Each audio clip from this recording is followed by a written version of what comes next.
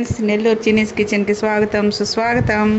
ఈరోజు మన నెల్లూరు చిన్నీస్ కిచెన్లో పాయ కర్రీ ఎలాగ తయారు చేయాలో చూపిస్తాను ఫ్రెండ్స్. ముందుగా ఒక బాండల్లో ఆయిల్ వేసుకొని బాగా మరిగాక సన్నగా తరుక్కున్న ఎర్రగడ్డలు వేసుకోవాలండి. కొంచెం కరివేపాకు కూడా వేసి ఎర్రగడ్డలు మగ్గేంత వరకు వేయించుకోవాలి. మగ్గిన తర్వాత దీంట్లో పసుపు, కొంచెం అల్లం వెల్లుల్లి పేస్టు వేసుకొని బాగా మిక్స్ చేసుకోవాలి.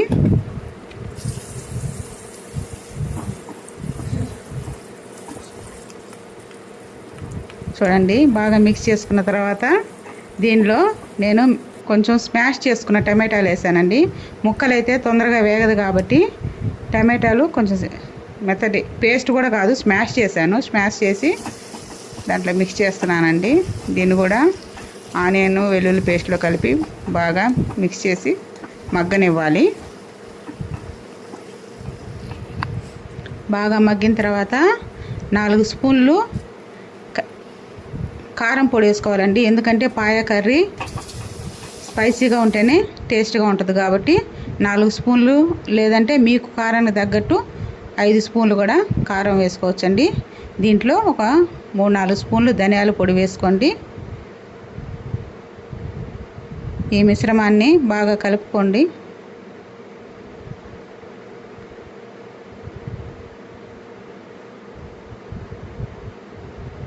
పచ్చి వాసన పోయేంత వరకు కలిపి దీంట్లో ముందుగా మనం ఉడకబెట్టుకున్న పాయ మిక్స్ చేసుకోవాలండి. ఈ పాయని శుభ్రంగా కడుక్కొని దీంట్లో పసుపు, ఉప్పు వేసి సపరేట్గా కుక్కర్లో ఉడకబెట్టానండి. ఇవి 10 విజిల్స్ దాకా ఉడకబెడితే బాగా ఉడుకుతుంది.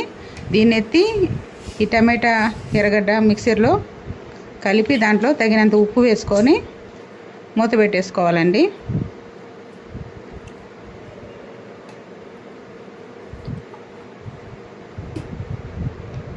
దీంట్లో పెప్పర్ పౌడరు, గరం మసాలా కూడా వేస్తే చాలా రుచిగా ఉంటుందండి.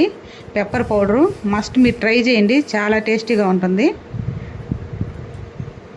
వీటిని వేసి కలిపాక మూత పెట్టేసుకొని బాగా మరకనిద్దామండి.